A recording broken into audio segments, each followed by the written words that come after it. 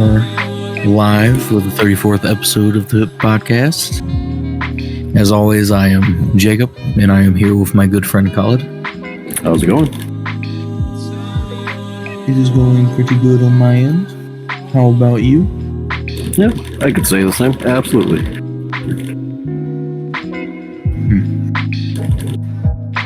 So, I have a few gaming things to talk about. There's not a lot. Hopefully some good news will happen Saturday, because I think Saturday is Pokemon Day. So I think they quite possibly could announce like the Pokemon remake for Diamond and Pearl or Pokemon game. They usually do that, so hopefully that happens. And so there was something here. I'll give the gaming stuff out of the way, and then I will do that because that's more of like a show thing. So me and Josh were playing Apex earlier today, and he said something very sad happened. Okay. He was Metroid. Like, he got Metroided. Do you know why I say that? No. Do you remember how Trey was mad? He was really upset about what they did with Metroid, the new Metroid game that was coming out? I just know that it was speculated, but that's all I heard. And then I know that they postponed it and just some other stuff. Oh no, they moved companies, didn't they? Yeah, they did. They basically said they're starting from like the bottom, the ground up, making a new game. That the previous company's work was going to be like erased, and they gave it to a new company. That's what happened to Trey. Well, now it's happened to Josh, and it happened with Vampire: The Masquerade Bloodlines 2. Oh, okay. And it was delayed indefinitely. Oh no! As its developer is replaced. It was previously delayed into the later half of this year. Paradox has now postponed Vampire: The Masquerade Bloodlines 2 out of 2021. Developer Hardsuit Labs has been taking off the project.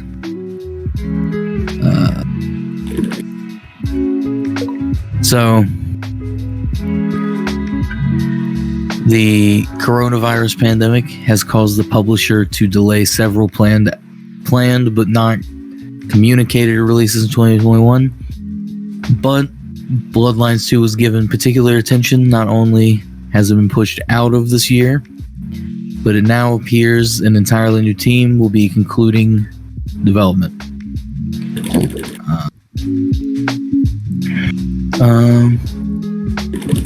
But yeah, so the lead writer was Brian Mitsoda was suddenly fired alongside creative director Kaye Clooney, I think.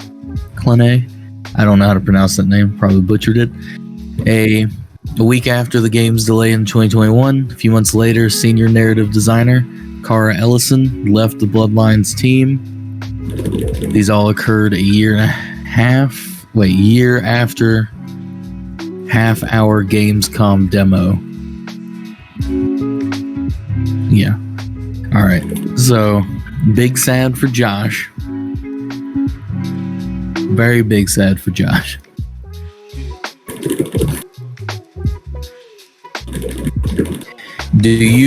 So I have been told what Vampire Bloodlines is, but I don't remember.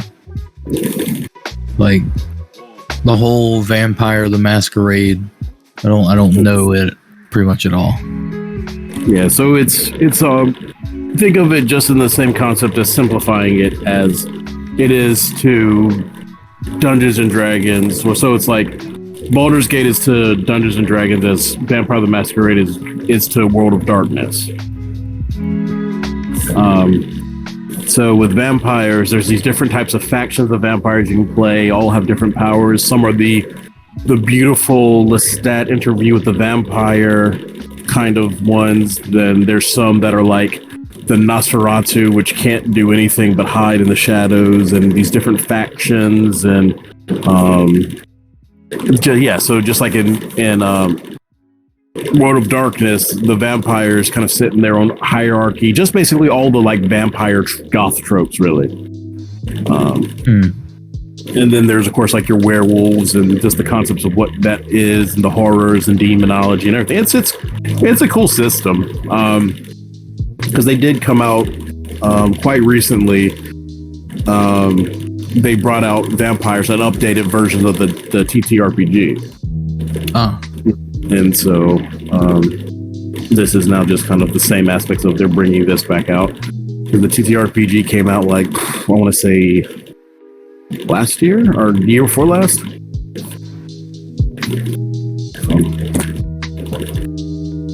But yeah, just to super simplify it.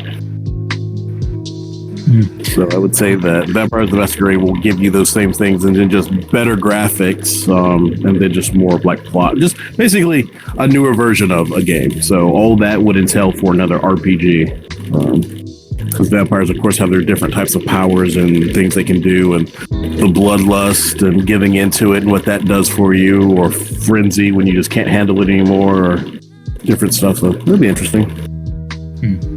So we will do this with bad news, kind of funny news, and then back to bad news. There's not really any good gaming news right now. At least none that I saw. So the kind of funny news is Activision confirms large-scale zombies mode coming to Call of Duty, like Cold War. But the zombies mode was leaked.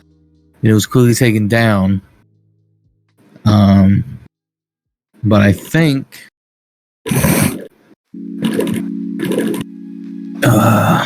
CIA backdated. So it was put on the website, it was taken down.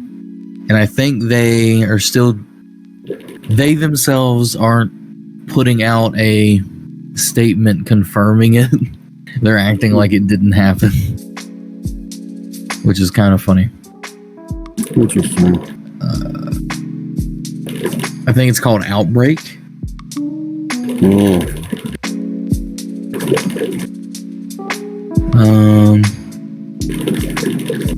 Anyway, that was kind of funny, and that's pretty much all that I have on that. With that, there is like more operators coming out, and I think more guns coming to Cold War and Warzone, apparently. But other than that, I don't really have a lot on that. So that was just kind of funny that it got leaked, and then they're like, "No, that didn't happen." And then the bad news is people are already reselling RTX 3060s for over $1,000. Wow. So this, as a gamer, angers me. Because it's happening to all of them. And it's like, a few years ago, I could give you a reason as to why it was happening, and it was Bitcoin mining, right? Yeah. These anti-mining I don't know. People are just buying it, like buying them all out and reselling them for a higher price, and they're doing it with all of the cards, like the 3070, the 3080. It's really annoying. But the 3060 isn't even supposed to come out until like the 25th, and people are already reselling them. So I don't know how people got them. kind of thing. So they aren't supposed to come out until Thursday, but people are already selling them.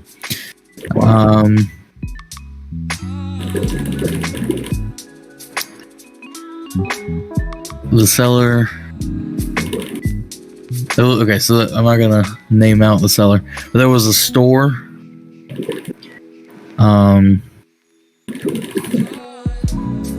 Belarusian store over the weekend that apparently sold them, but now the page is it's been taken down. But it was selling them for $1,080. Wow. Following the card would seem despite the supposedly. So RTX cards. See, okay. So a few years ago, when all of the graphics cards were being bought up for crypto mining, Nvidia and I think even like AMD started to design their cards to where they couldn't like crypto mine. And so apparently RTX, I didn't hear any update, but apparently the RTX lineup, you're not like, they're limited. They can't really, they're not good for mining. Instead, like people are still buying them and doing this, which is really retarded. It makes me angry, but that's the end of gaming news that I have.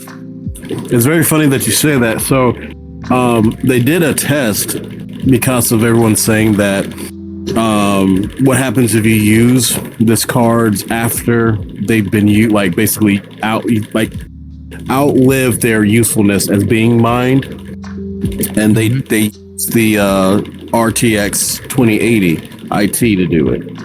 And there's like, about time they finally get it, and it's all worn out. You're not really losing anything to use it. It's going to be running hotter, and then a few other things. So I was like, that's very interesting that you're talking about that. And then this pops up.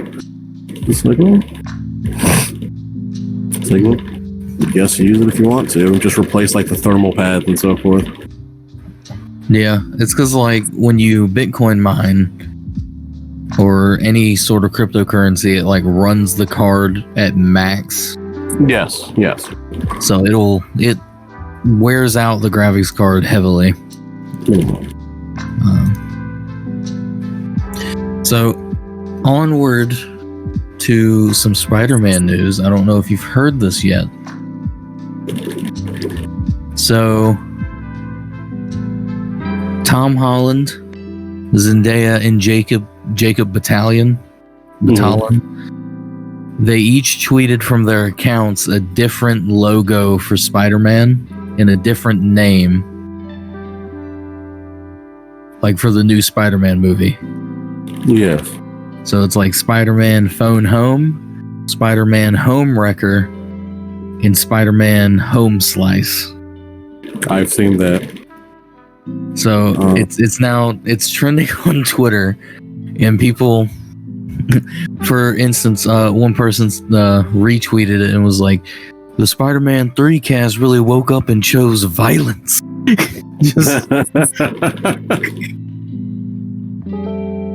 Was it the Twitter for Chip Zdarsky has it for Spider-Man WandaVision episode 10. It's like, okay, we'll see what that's about. I am interested because it's like, is it actually going to be one of these names, or is it going to be something else altogether? You know? Probably something completely different. Yeah. It'd be funny to see if okay,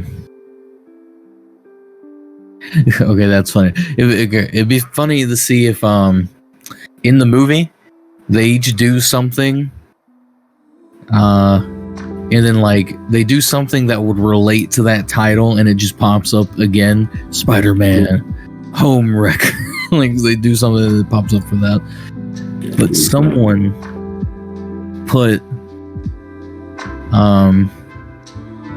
the old Steve Rogers and the young Steve Rogers going back in time to dance with Becky, is that her name? Becky? Peggy Carter. Peggy. She and then put Spider-Man Homewrecker. That's so great. Because didn't she had a husband and kids, didn't she? Like, I guess it's technically him. Well, I mean, so that's the thing. That's the crazy thing about just how dark that gets. So so Captain America saved Peggy's potential like husband. So he saved him, and during like the war or conflict, whatever, and then they later on just got married after the war is over. So when Steve goes back into the past, so not only did he go, sorry, bud, she's my gal, but there's also a frozen Steve Rogers still. Yeah. So he's just sleeping in the ice till dead, probably. Well, I mean, I guess he can stay indefinitely like a steak. Yeah, but he's just frozen. So think of that concept that now he has to now catch up even more to the future of what has gone on because he's been in ice for even longer now. So. Dang. Wait a second. That is now very confusing. Because if the old Steve Rogers... Okay, never mind. It's like, okay, if the old Steve Rogers came back into that timeline, was he always awoken in that timeline? Or is he still asleep? No, so basically it's just bad writing. Okay. That's what's confusing me here. So yeah, it's just basically bad writing because they already said that it wouldn't do that in alternate timelines, and so they couldn't come back to their same time. Just a bunch of stuff. So basically, they just wanted that scene, I guess. Get out of here.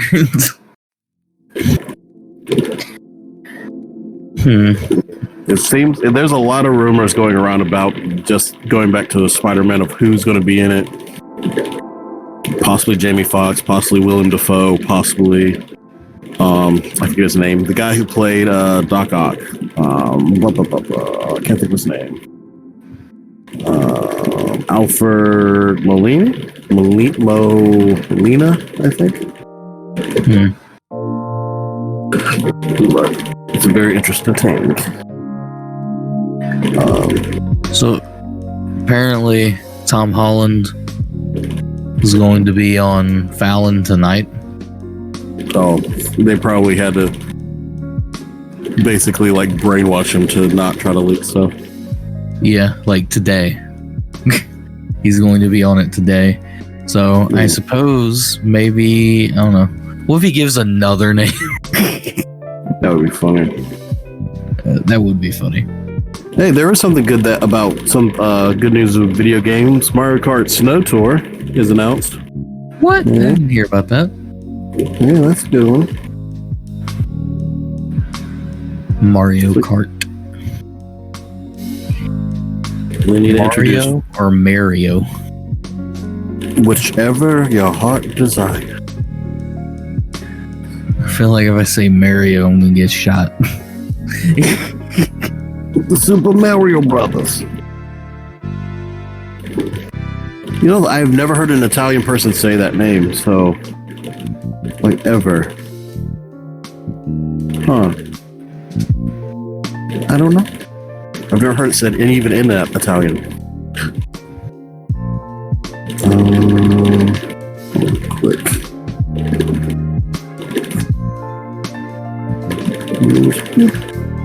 Oh wow. That looks interesting in a weird way.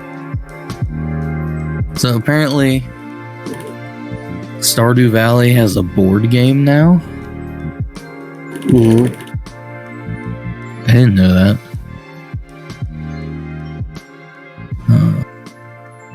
That looks cool. And again, in a weird way. Yeah, I like Stardew Valley. But for some reason, I feel like it as a board game may turn out very fun. Yeah, I think so. Even Graveyard Keeper? Yes. I love that game. That's coming from like a person that doesn't like to play single player games most of the time. Yes. That's funny. I like the social aspect of video games.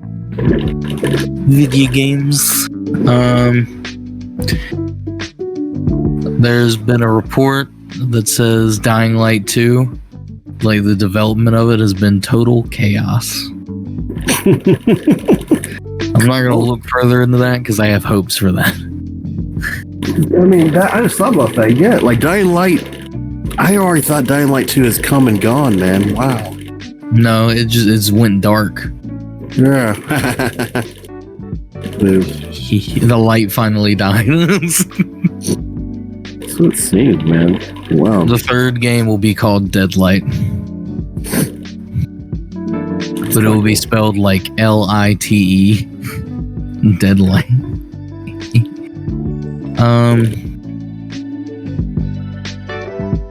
There's been a lot of Valheim stuff.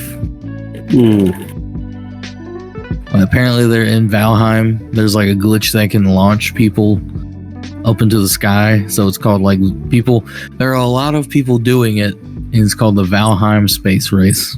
That's funny. To see who can actually get the highest.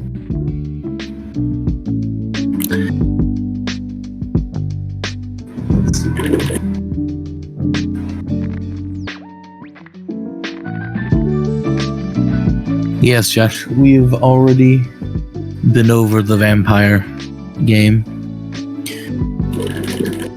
That was the first thing we talked about.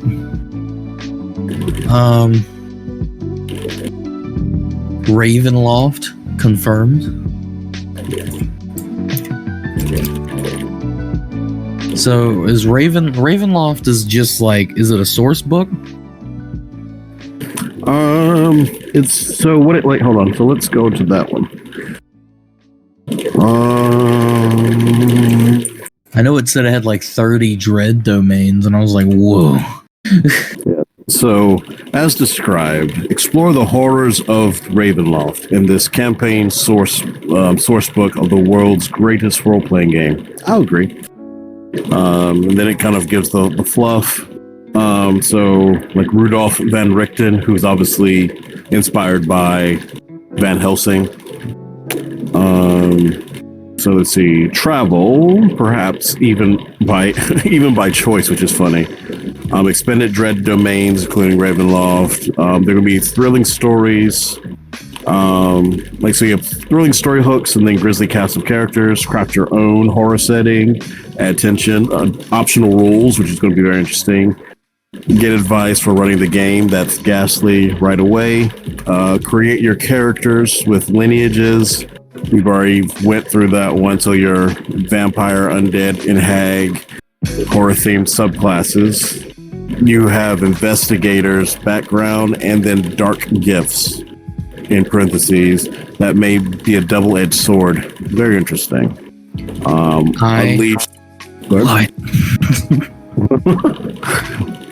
Unleash nightmarish monsters from an expanded bestiary. That is awesome. I like that too. And here's another one.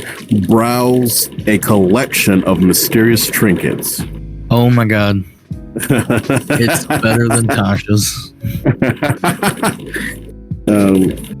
And then explore Ravenloft included dungeons. Oh, so yeah. So explore Ravenloft and the included Dungeons and Dragons adventures. Play as a standalone adventure or drop it into your current game for a bit of sinister fun. I'll probably end up doing that because I really enjoy Curse of Strahd because that's the one I was thinking about getting from Beetle and Grips, the Legendary Edition.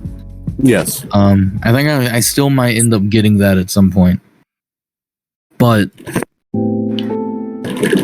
I like the atmosphere of it. I do too. That's why I like the Shadowfell. Yes.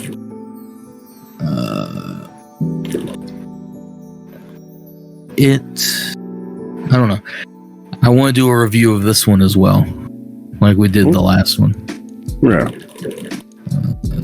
It comes out March. the 18th of May. May? What? Yep. But I will be done with all the horror stuff. No. Never. Yeah, no. Because, man, thinking of, because this is like, if you go back, this is what I was predicting, that they're just going to do a Curse of Strahd or a Ravenloft thing. I'm fine with that though. Oh no, I'm completely fine with this. Just speculating correctly, just on it, because it's like they're going to do either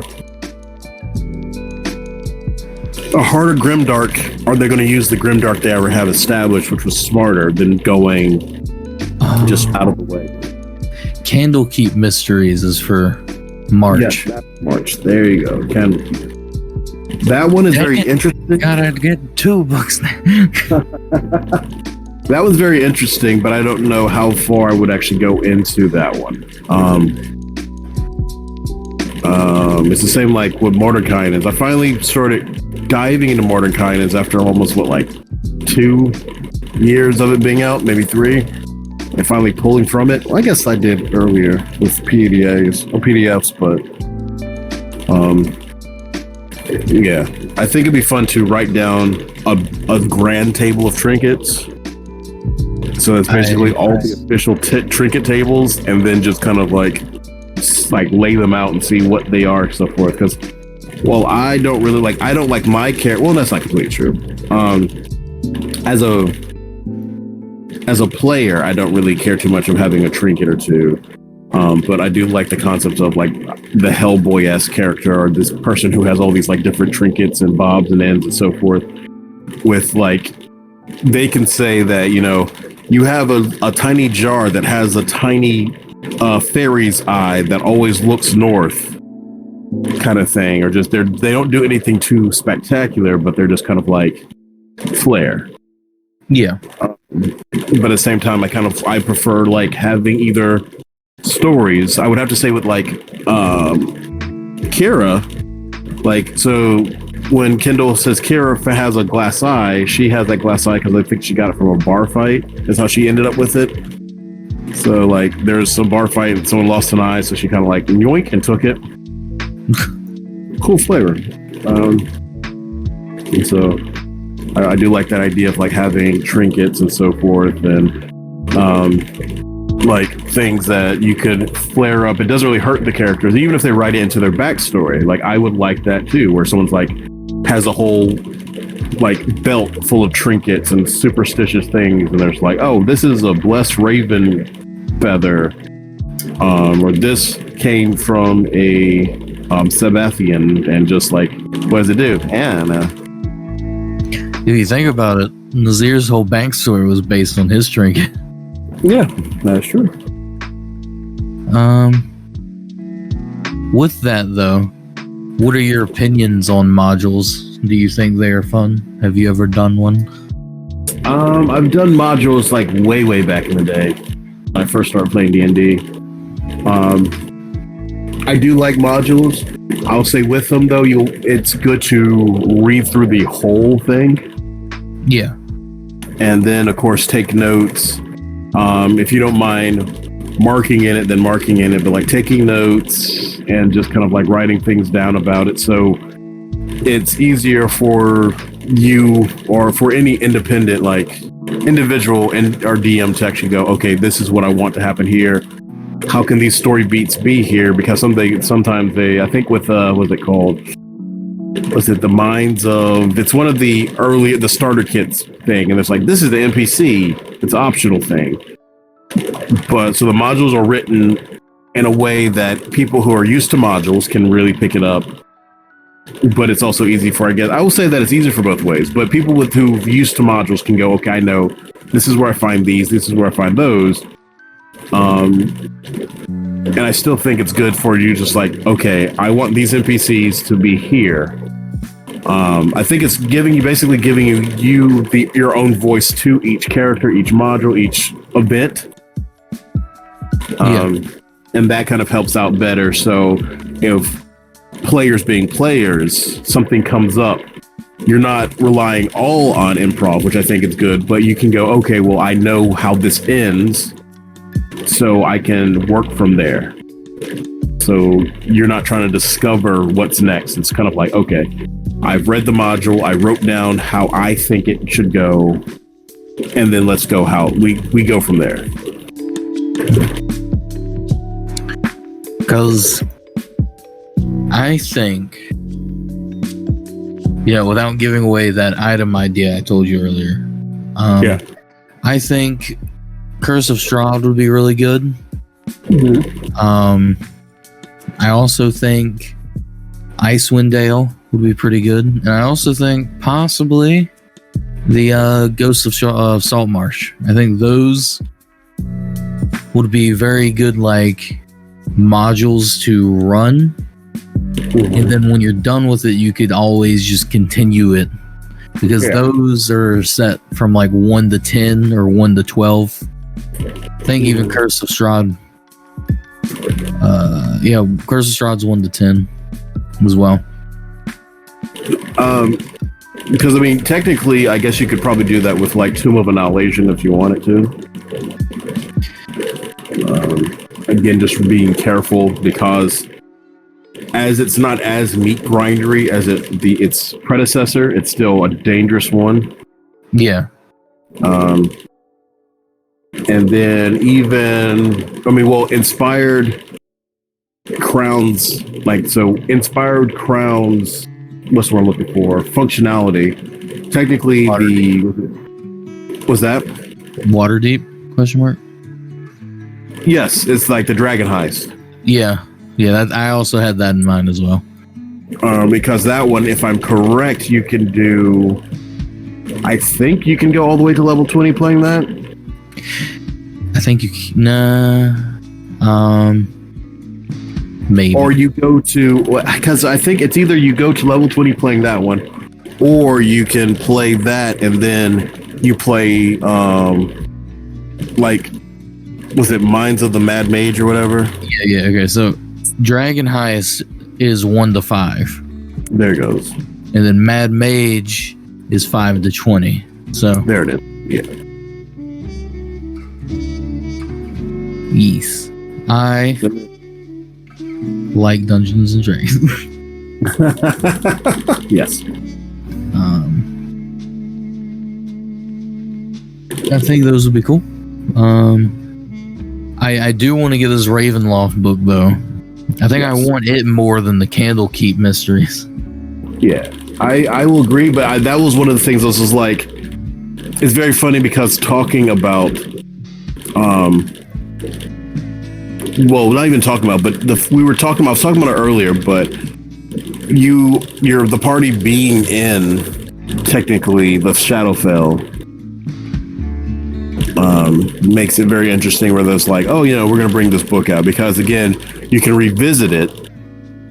And the way that this place worked, it was the Shadowfell, but it fell into a situation where it's kind of like, this is where it is. This is where this place is. This is where this dark area resides, kind of thing.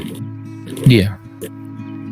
And what that means, like, even though the fact that you've now removed a giant city and returned it to where it's supposed to be, it still means that you have to deal with, like, if you're going into the painting, that's still technically... Whoa. He left. Let's see if I can fix this so he can finish his statement. He kicked you out, my man. Don't know why I did that.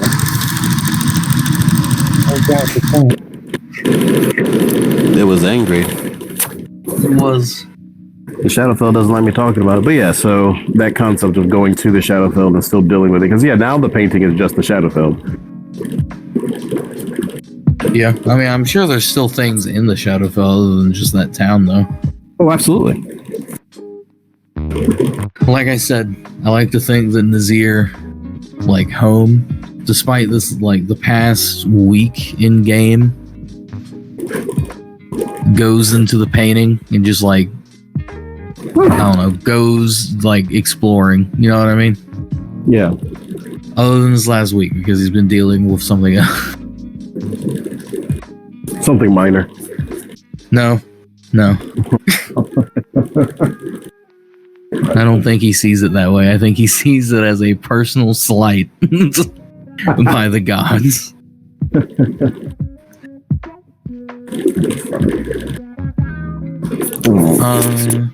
I will say, source books, I enjoy them a lot.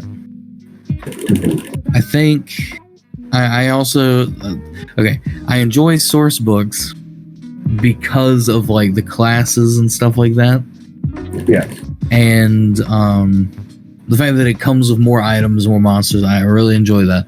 I think if I intend to get a module, one of the things I'm most excited about is just the magic items in it. Yeah. I think I've told you that before. Yes.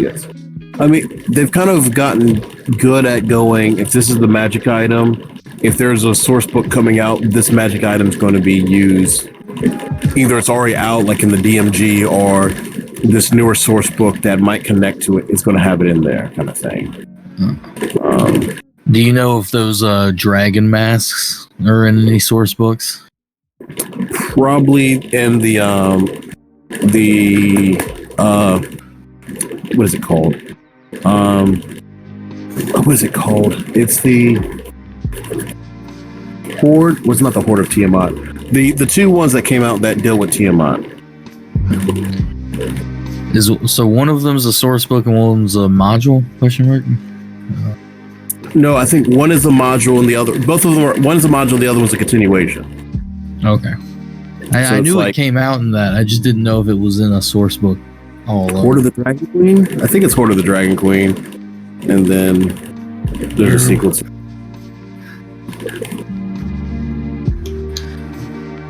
Big Boo.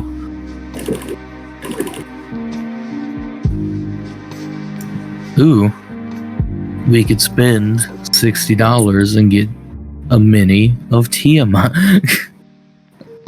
It's very funny thinking about it, though. Like the size of the Tiamat miniature. It's not that big. It's not that big at all. And think about how big I've described the Great Father. Tiamat's a little bee. Yeah, one of her offspring is basically her big boy. Because the Great Father is bigger than Tiamat.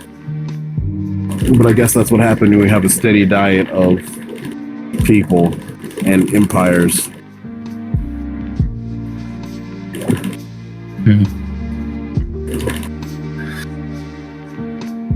I like that though. That's cool.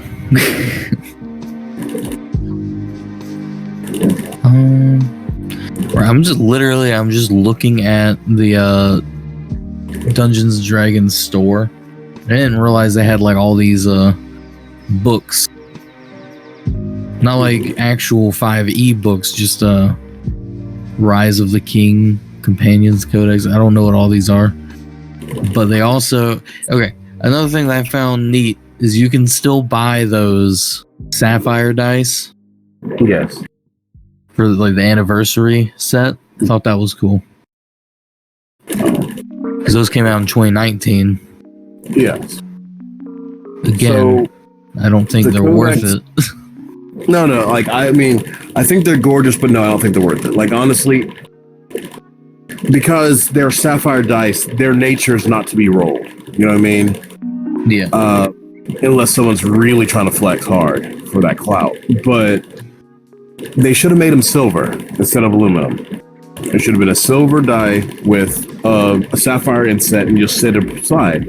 And I said that if they would make a ruby one that has, it's like gold, like actual, like whatever, want to do it 14, 24, I don't care, gold, and has ruby inlays inset, I would get that. I would get it and I'll set it aside because that's something that I'm like, I love, and it would just be a piece. It wouldn't be something that I would roll with. Now I would roll it once just to see what it looks like, but I think it probably rolled terribly.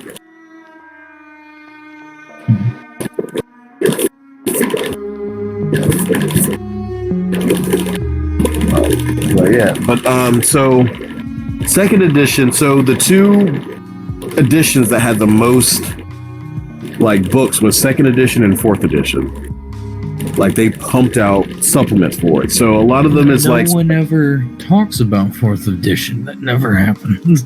Well, so people talk about fourth edition, but they don't really talk about it in a positive. Yeah.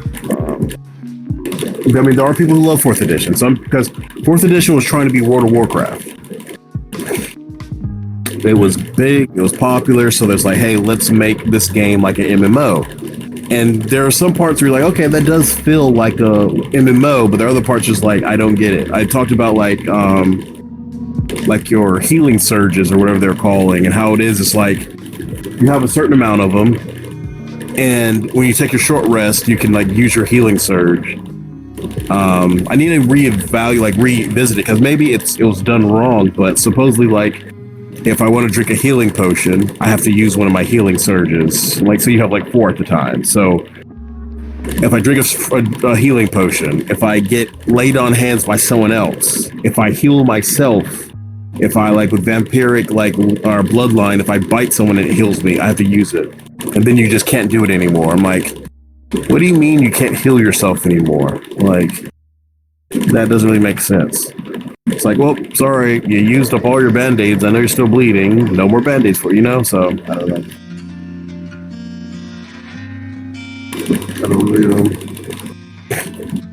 Wasn't really interested in that concept.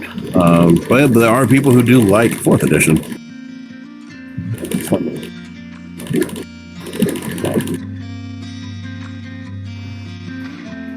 They're all phonies.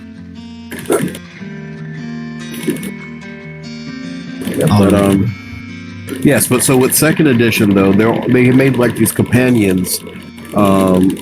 Some of the guys I really want to find again, because the art was really cool and they just kind of like inspired stuff. But like some were like adventurer's guides to like armor and weapons, and they just give you a bunch of like different things and damages and ideas of what weapons would do, and if they weren't in the book, what it could be equal to, and just different stuff like that.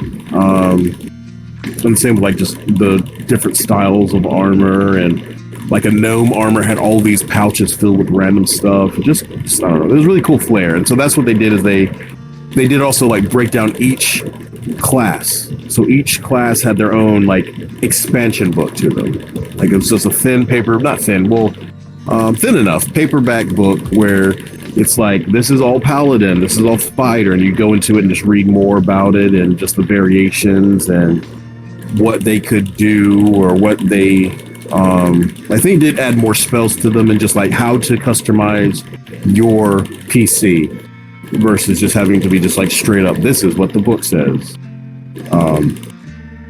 which would be kind of cool to see in 5th edition, even though I think they're doing a good job of making new classes. So you could technically have 6 paladins at the table, and they'll all be different, I feel. Yeah. I will say some paladin like subclasses give the same spells, which I find redundant. But yes, I don't know. I feel like you could add a little bit different spells, even if it doesn't totally match up with the domain, I guess, or the oath, just to give them, I don't know, something to stand out. Because if you notice, paladins don't have cantrips. I did notice that, yeah. But that's why I like Finn. So my paladin, because of his fighting style, he gets cleric cantrips. So it's like, I forget the fighting style, but yeah, so whatever his fighting style is, he actually gets now like cleric's cantrips used as well. Wait, you can choose a fighting style and that gives you cleric cantrips? What? Yeah. Because there's different fighting styles for paladins. So The ones that they added for his, yes. It's in Tasha's. Twashes. Because I don't think it's a part of, well, because they added it. Blessed Warrior. There it is, yes.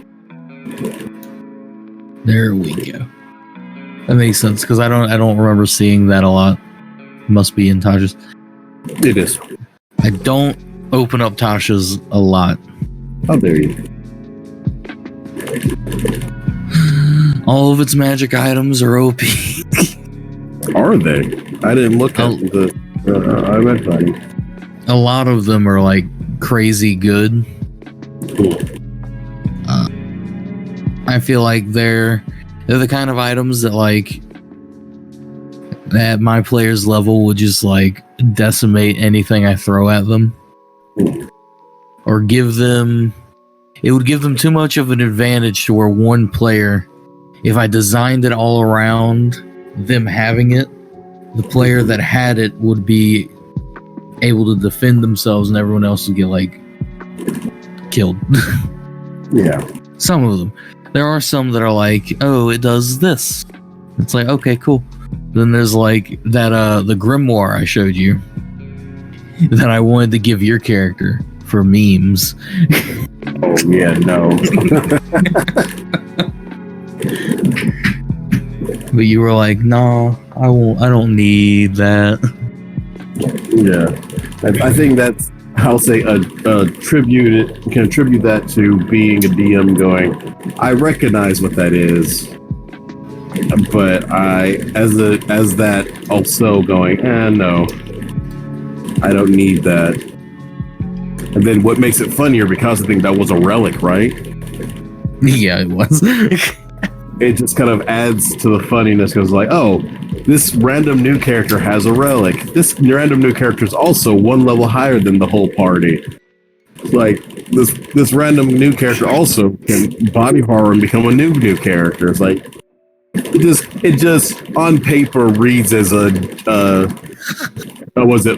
r/RPG horror story, you know what I mean? So like, That was funny though. Yes, it was. A lot of that not campaign, but session was mostly just RP though, so it wasn't that big of a deal. Yeah. I would say that that was a fun session. Really fun touching into, because I was like, I haven't played a character in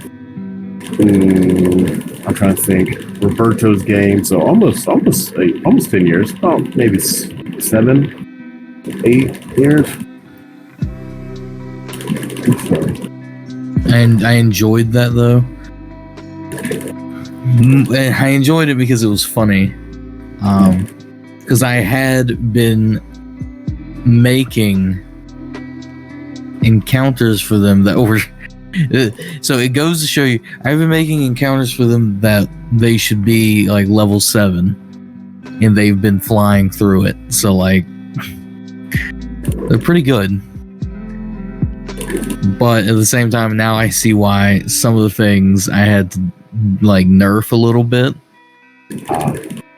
But the best part about it was when Trey looked at me and was like, I've asked you every few sessions, can we level up to level 7? And I was like, oh crap, you're right. Wait, how do you have a level 4 spell? Whatever, like, what do you mean, how can I have a level 4 spell? I'm a level 7 character druid. Wait, what? What do you mean, what? Like, well... Just look at them. You're all level 7 now. I think I've told Josh, like, you're welcome. Yeah. Well, he doesn't really get that anymore because his character died. How long? He had like that level up for like 1-2 sessions.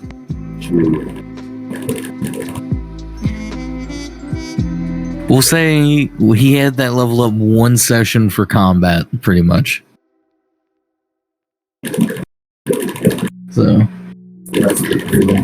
you didn't do him any favors. I mean, technically, yes, because he's not going to stay level 6. He will go to level 7. He is cursed. His immortality has made it to where he can no longer gain muscle or anything. No. Yeah. When I've already told him that, like, when they get up the tower will make him catch up with them. It's just his penalty in the tower. Yeah. That's fair. It does put more of a reason not to just want to, like, purposely kill off the character. Yeah. And I don't want him to feel like his character can't go head first in the combat, because he's playing a barbarian. That's what they do. That's the name of the game. I'm gonna bookmark this. Is there anything else D&D wise that you want to talk about? I know that you got into, what is it, Beetle and Grimm? Yeah, like I have seen their unboxings before, like of Avernus and Waterdeep, but I finally today am watching people unbox like the Curse of Strahd and the Ice Maiden one. Well, now you said you see unboxing. Did you watch Matthew Lillard unbox? Yeah, I'm watching him do the ice window. Frost Maiden. It was like, yeah, there's unboxings, but if it's not Matthew Lillard doing it, then you're doing yourself a disservice for a show.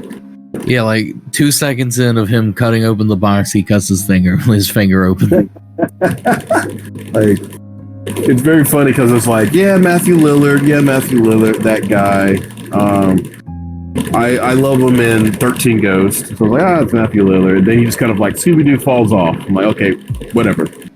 And then all of a sudden he pops up in a D&D game, like official stream. I'm like, what is Matthew Lillard doing here? Oh, that's cool that he's going to play D&D. Is it his first time? No, he loves D&D. I'm like, oh my gosh, this guy is, and like he's just so animated and just like over the top. Oh, I saw him. What's the first time I saw him in? I saw him first in. Do you know who Deborah Ann Wall is? Nope. So, do you know what True Blood is? Yes. Have you ever seen the series? Nope. That's what I thought. So, have you ever seen Daredevil? Oh, Punisher. She plays Karen. He's Karen in Punisher. Karen Page? The mom? Oh, okay, yeah, that one. The lawyer. Just because she's Karen doesn't mean she's a mom. Yeah. So she plays Karen Page. So come to find out that she is a super D&D nerd. Oh, wow. So what I like about her is that there's some stuff where she's running a game and her style is a lot like mine. I'm like, I know what you're about to do, just because but she loves puzzles. Like, she's a big puzzle fan. And so she throws all these puzzles at her players. But what she does is that she forces the cast to play, like, whatever like production she's in, she forces them to play D&D with her. And she runs usually as the dungeon master, which is funny because she's in Vampire or True Blood, and Joe Manganiello is Joe Manganiello. He's also in Vampire Diaries. Why I keep saying that. True Blood, the other melodramatic vampire show. So I know why you keep saying that, but I won't out the reason. Well, actually, no. It's because at the antique mall, I found a Vampire Diary book, the novel. And I wish you could have gotten that for $1. Me? No, not really. I'm good. Because it's like the third volume, so there's 2 missing volumes and so forth. But yeah, so she had a show for a short time called like Relics and Rarities, and a really cool internet show. But Matthew Lillard was on there, and so showing up on that, he just again being so bombastic and full of energy. And then I'm like, okay, because she has like special guests. So like Matt, what was his name? I can't think his name. Charlie Cox. So Daredevil's on there. Kevin Smith, which is ironic because Kevin Smith wrote for Daredevil and he kills off Karen Page. So Kevin Smith is now having to deal with a new Karen Page at her whim, kind of thing. So like this is kind of revenge. And some other people are on that, but yeah. But Matthew Lillard has popped up in different things. I was like, oh, this man is a fan. And then it shows where he's like playing at like a local game shop, and he's just basically like dominating these little kids, just like just over the top. Like, come on, man. You have to like make these kids feel well. He's obviously not making them feel bad, but he's being super bombastic and just over the top. And the kids don't know how to handle it, but he's obviously doing it in a way where he's big brothering and like bringing them into the love of the game. They're sort of just like, why is he like this? What did you do? But yeah, so because I do believe Beatles and Grimm's is Matthew Lillard's passion project. It's one of his babies. Because he wanted the concept of not only are you playing a game, but there are physical items in the world that you get to manipulate and play with and use as props. Yeah. Because I mean, like, not for nothing. And it's like maybe that's a good reason why I don't have a production studio, but I would go through the Dungeon Master's Guide and create every last one of those magic items into physical props. Yeah, I would like to do that as well. just have it like, who knows? I actually might do it anyways, but like have it Let where me like help. I want to help. Just have them all. It's like I probably would have to outsource it to New Zealand, Weta Workshop.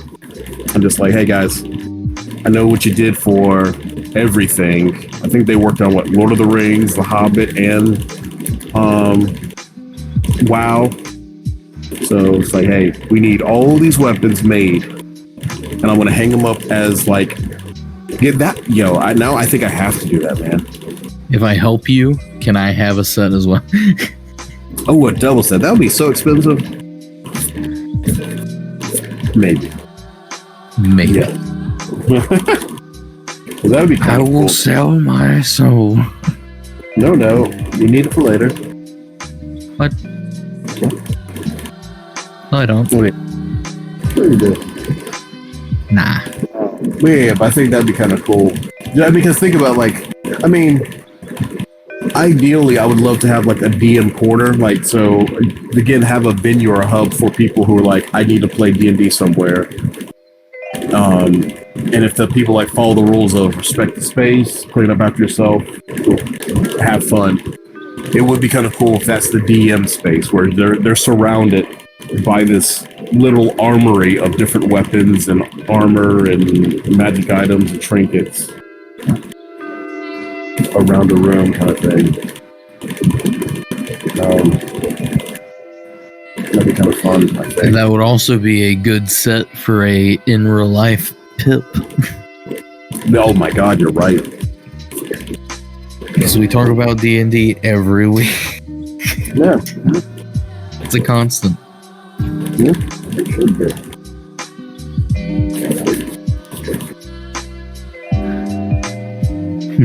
Well, Yes.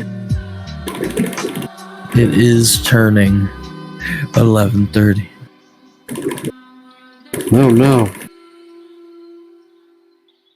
Do we want to go ahead and start the the segment? Absolutely. So, usually we do this around 11:30. This part of the segment is called "What are you watching, playing, reading, listening to?"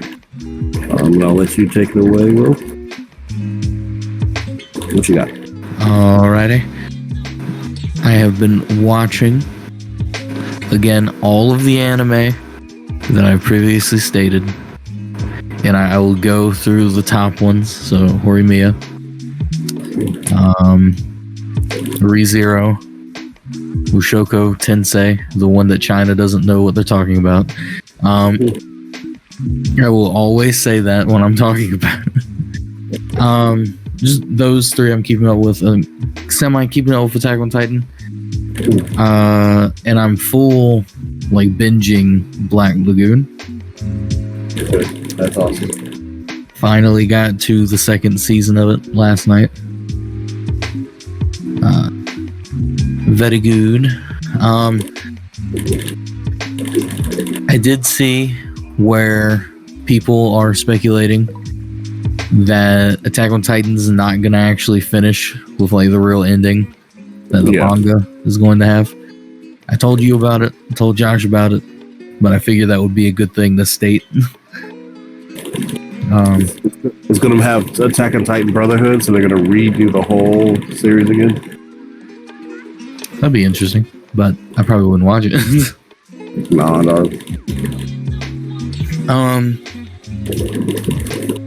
What is your favorite part about Black Lagoon, though? I have to ask this. Oh no, you're fine. Yeah, so just like my one main favorite part, or just like in the show itself. Your main favorite part, and then I guess your favorite scene.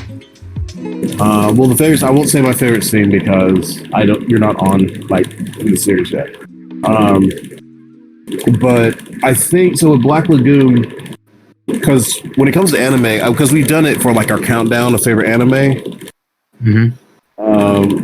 And so one thing that I like about it is just its pop culture references. It makes these weird references to things, and they're like American Western references that a Japanese person wouldn't know, because it's like a Japanese person wouldn't know, and then a younger person wouldn't know, and it's just like, boom, this reference, and you're just like, what? Oh my gosh, why would you make that reference? That's really weird. I think that's like one of my favorite things about it, and then just the gunplay too, because I'm a big old, like, Desperado, John Woo, dual pistol firing kind of thing, and I kind of like that about it. So yeah, I think that's one of my favorite parts about the show. And it's really interesting finding a show that isn't like horror or fantasy that I like. So Black Lagoon, when it comes to, like, quote unquote, like, realistic, like, real world based, then it's one of my favorites. Like Cowboy Bebop falls into that sci-fi, but you know what I mean? But I like Black Lagoon more than Cowboy Bebop, and I thoroughly enjoyed Cowboy Bebop. But I like Black Lagoon a little bit more. Even though I think the reason I like it is because in, like, an alternate universe, if we weren't going with, like, fantasy or whatever, so, like, fantasy is in, like, you know, D&D, I could totally see myself wanting to be, like, reborn as someone in that city. Yes. Because that seems really cool. May not be the best decision, but it's a cool one. Yeah, and I think that's also what's really, like, one of the strengths about the series, is that while there's all these different, I think that what's it called? I'm trying to think of the name of the city, because it's Rangpa or something. But that city helped inspire Crown for me, because you have these people. Well, that city's super corrupt, and Crown is more not corrupt. But in that aspect, that there are giant powers that have to keep each other in check and try to be peaceful, but there could still be a war between them. Yeah. And I kind of like that aspect where they are. There's all these parties that are equally dangerous, And technically, the players or the characters, kind of the in-betweens, they're not a neutral party, but yet at the same time, they're like, hey, they're not pushovers, but it's like, it's business. We're not trying to step on anyone's toes. We're just trying to exist.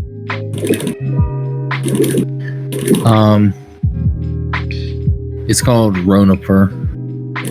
Okay, Ronaper. I enjoy it. I like how you can, like, the main character, I would say, is the Rocky. Yeah, Rock. Yeah. I like how uncharacteristically, like, he doesn't fit in. Exactly. Almost. But then at the same time, there are moments where you're like, deep down, he does fit in. Yeah. And I think that's the thing is, like, he keeps his innocence, but when you play in the dirt, you can't stay clean. So there's some tarnish to his character, but at the same time, he keeps who he is. So I do like his, like, naivety and so forth, because that was one thing I was like, oh, because I think I clicked on a different episode and he's just like whining or something. I was like, don't know if I'm gonna like this, and then, like, finally getting to watch it, and it's not okay. Well, there's a build up, and he's not constantly the foil in the negative way. He does play off of characters, but it's kind of a funny, entertaining way versus him just going, I don't want to do it, guys, and it's just be annoying. Like, he has a point and purpose of why he says he's opposed to something. Indeed. Might have to start binging it. Might have to re-binge it or whatever. Yeah. I really love that anime. I do think, unlike Jujutsu Kaisen, where I don't like most of the side characters, I would say, I think Black Lagoon is, like, phenomenal with all of its characters. Yes. I will say that I enjoy, like, every character I've seen. It's like, ooh, I want to know more about this character. And their banter. Oh, yeah. It always stays true to, like, their character, how they speak, you know? Yeah. There's a because I think it's Benny, right? So it's Dutch, Revy, Rock, and then Benny. Benny's the Jewish blonde guy from Florida. Yeah. The computer guy, right? His name is Benny? Yeah. Yeah. Okay. I remember everybody. But it's a scene where Revy is yelling, and then Benny, like, says something, and she's like, do you want me to kill you? He's like, nope. And just keeps on typing. It's like, all right. That sounds like something I would say. It's so great, man. Because it's like, he didn't even turn around. He was like, matter of fact, actually. And she's like, I will kill you. You want me to kill you? Nope. Clickety clack. But it's not like, I'm afraid. He's just like, nonchalant. I don't want that to happen. So there you go. God, it's such a good anime, man. I do think if there's, like, any character in the show that I see, like, myself as, it would be Benny. Because literally he does stuff that I'm like, yeah, I can see myself doing that. He's very much one of those people. He's like, he doesn't agree with it, I think, but he understands it will, like, it's going to be done whether you like it or not, so just go with it. Yeah. And I would very much be that guy where it's just like, I'm in the computer room with all the equipment.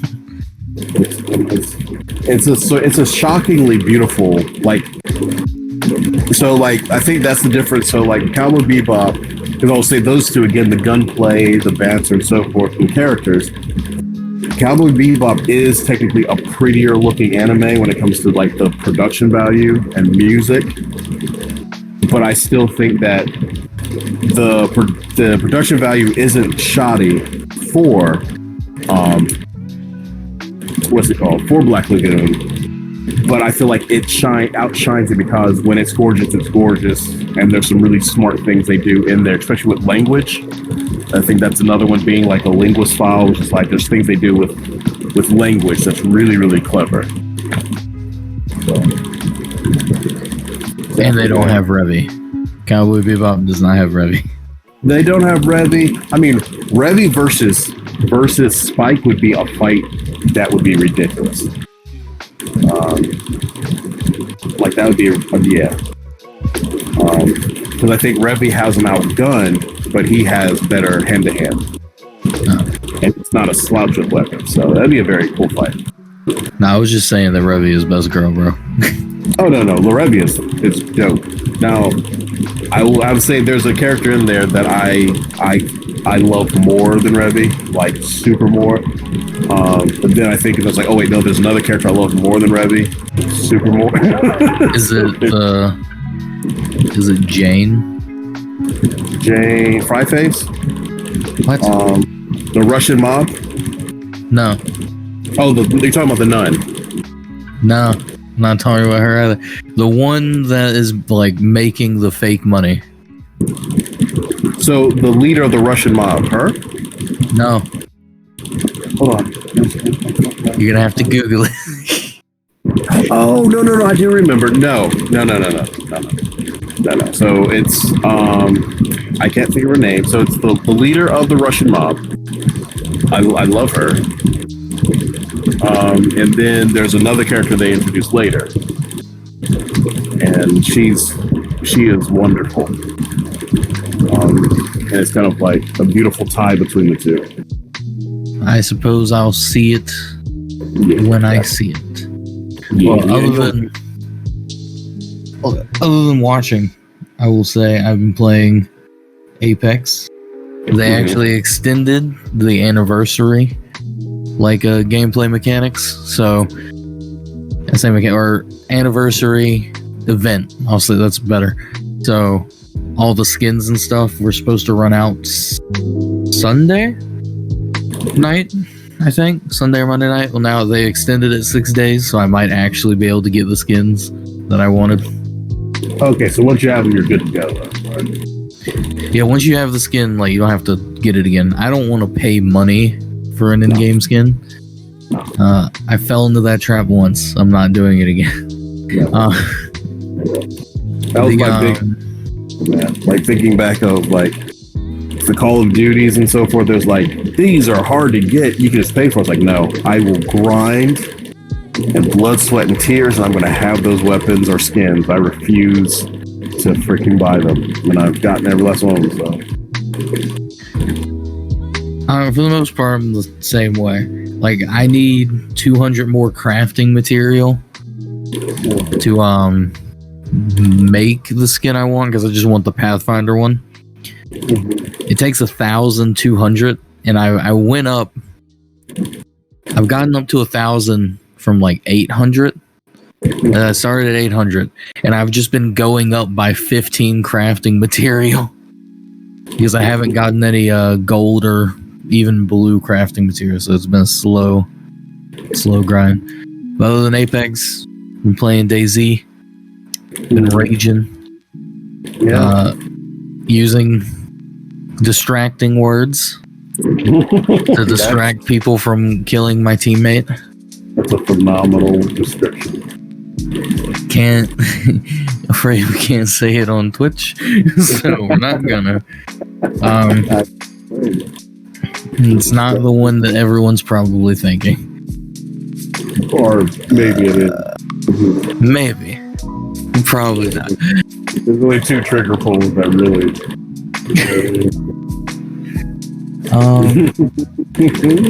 that worked. I will say that actually worked, which was funny. So, playing that, I've been reading My Hero, and I have abandoned Boruto. Because Boruto killed off Kurama in not Naruto, when it's already been stated that if a tailed beast leaves its Jinchuriki, they die. but they killed off Kurama and not him. It's like, bruh, you really want him to stay alive, don't you? So Boruto has now died in my mind. It is no longer a manga. And I will always say that Naruto should have died in that chapter. You sound like you probably haven't seen the movie Walk Hard, the story of Dewey Cox. But the father keeps on screaming, the wrong son died that day. I would have liked it better if, like, the Nine Tails stayed. And it was just like, okay, well, Naruto's dead now. I'm gonna go off into the woods. Like the Nine Tails does.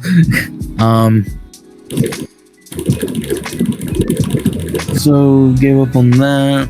Listening to?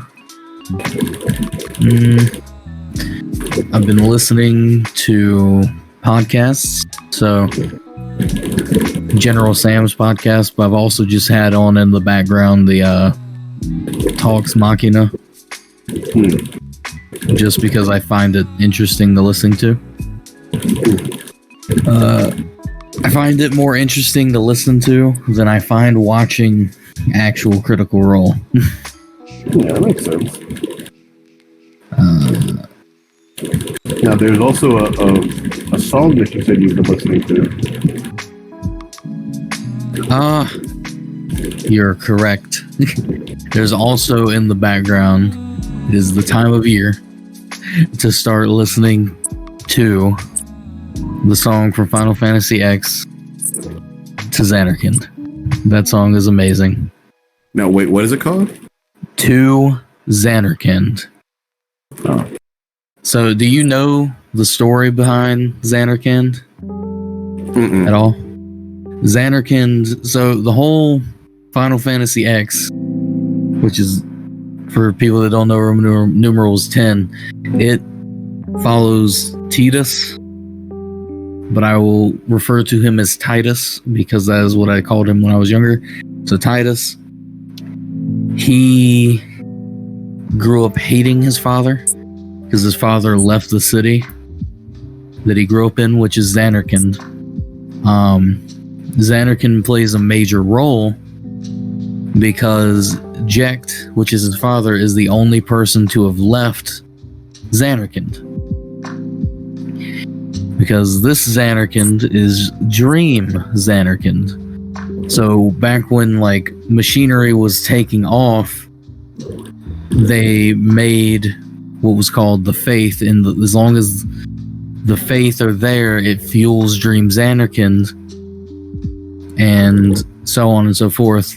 And they were fine with that, and then for years, the Faith fueled it, and then the Faith were like, we're done. We don't want to be fuel for Dream Xanarkand anymore. And, you know, blah, blah, blah. Go on and so forth without, like, spoiling too much. Titus also leaves Dream Xanarkand, and he goes through the whole story hating his father. He finds out because Sin came and destroyed Xanarkand. But Sin is actually supposed to protect Dream Xanarkand. He found out that Sin, like his father, became Sin and destroyed Xanarkand, or Dream Xanarkand, to get Titus out, so that Titus could he could free the Faith, basically. That's like the whole point of the story, is Titus freeing Faith and, you know, doing stuff along the way, obviously, but in my opinion, I think that's it. What? No, you're fine. I thought the point was to laugh at the beach, the ocean. No, that's a meme, and I like it.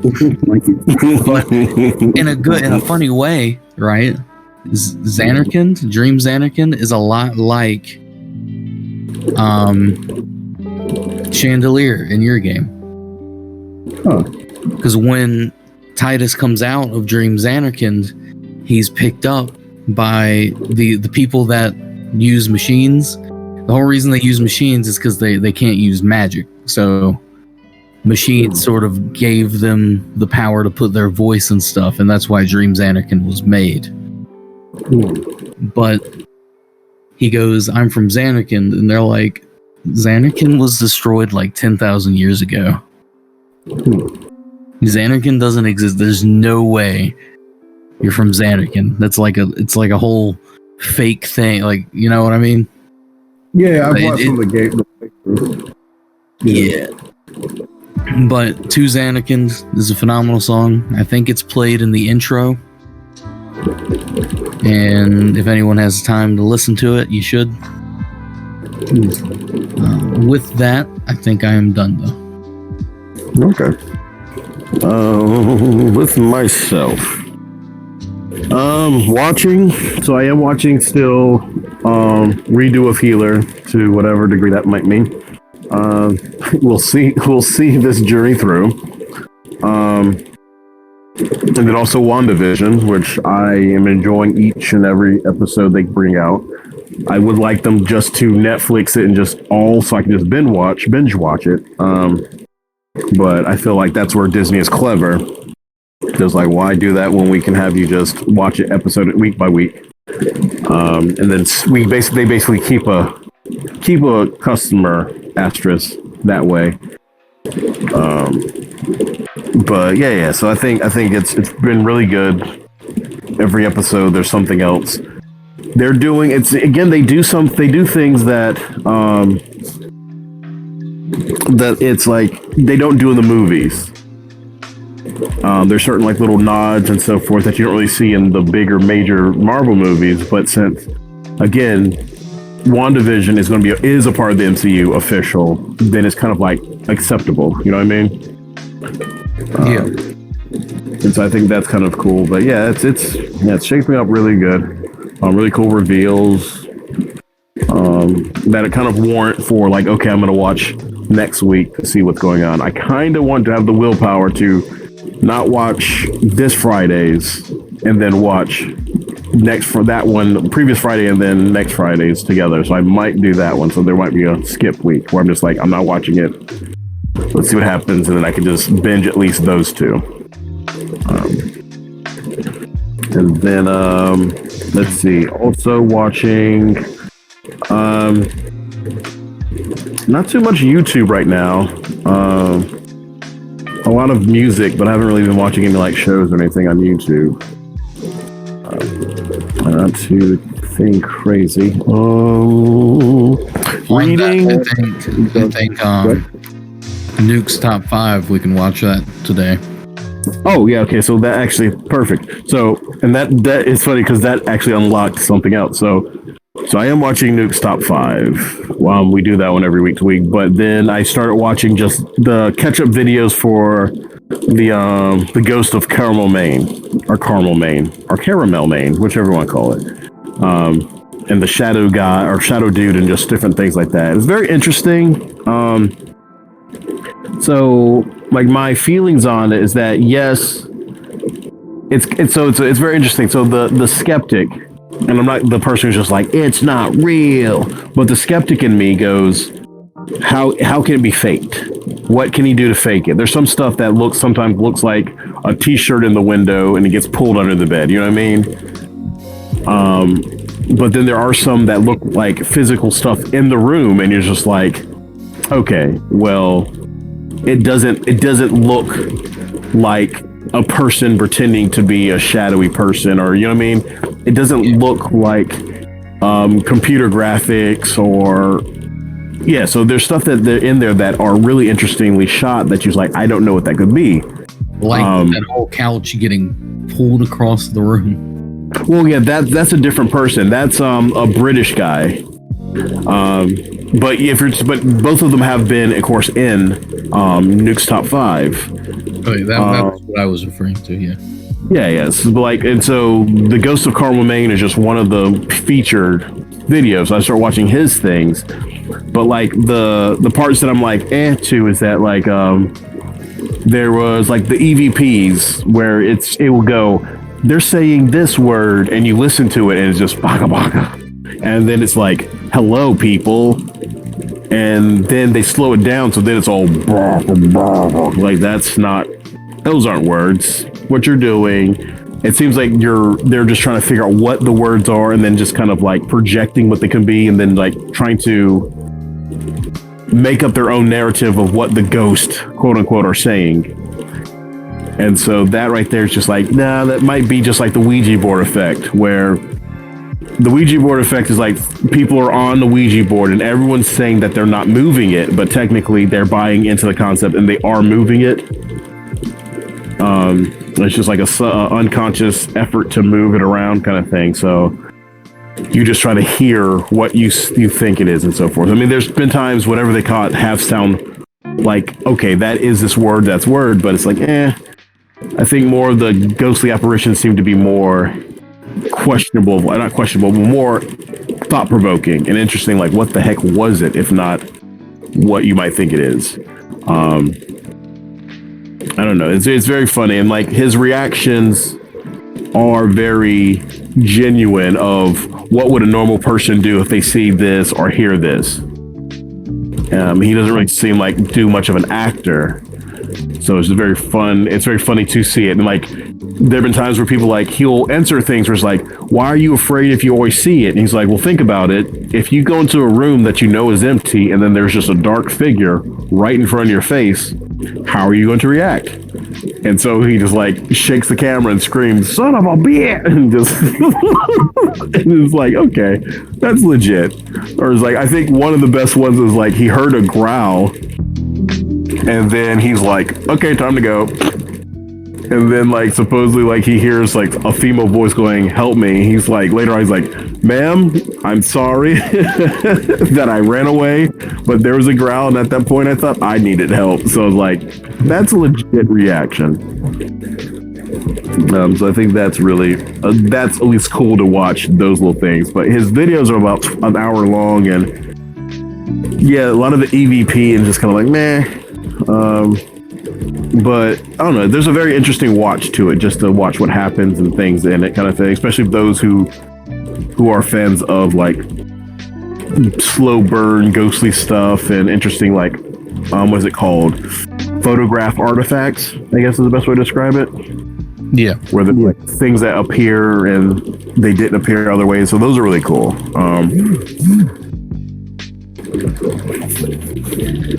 Let's see what this is.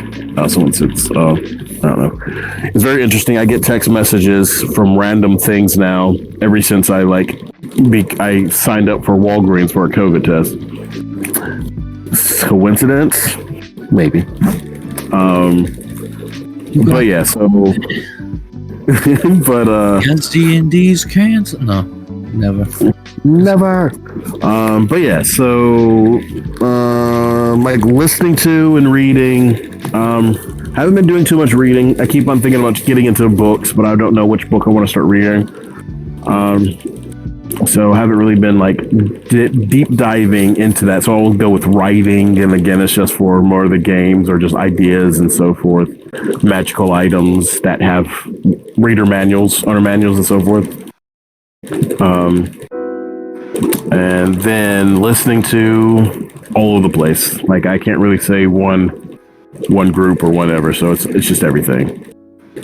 I did say before that I've been listening to like driving in the car when it's raining and it's like 1950s music playing, or Starship, or listening to the planet's noises. I do listen to those. That is a phenomenal thing just to go to sleep or whatever. And it does seem like the kitty cat likes that too, so we'll just fall asleep listening to that stuff, which is very, very cool.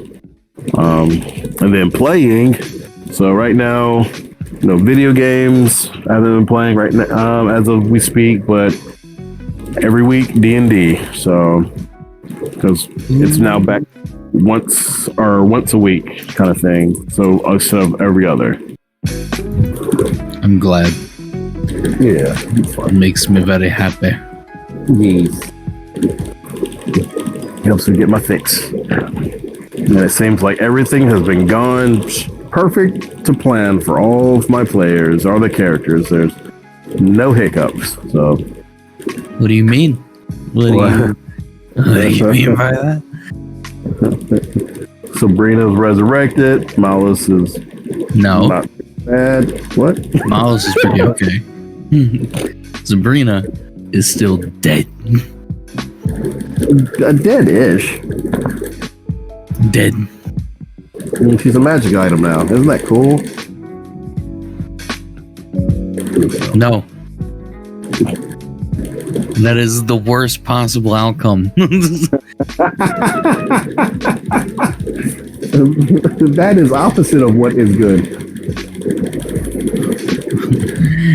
I'm like, you know what? I'm not even going to go back over there. I'm just going to use a wish spell. I need to find someone to use a wish spell. No. Lay down. Can you lay down? Lay down. Well, it is 12, so I might go ahead and do the outro. All right. So,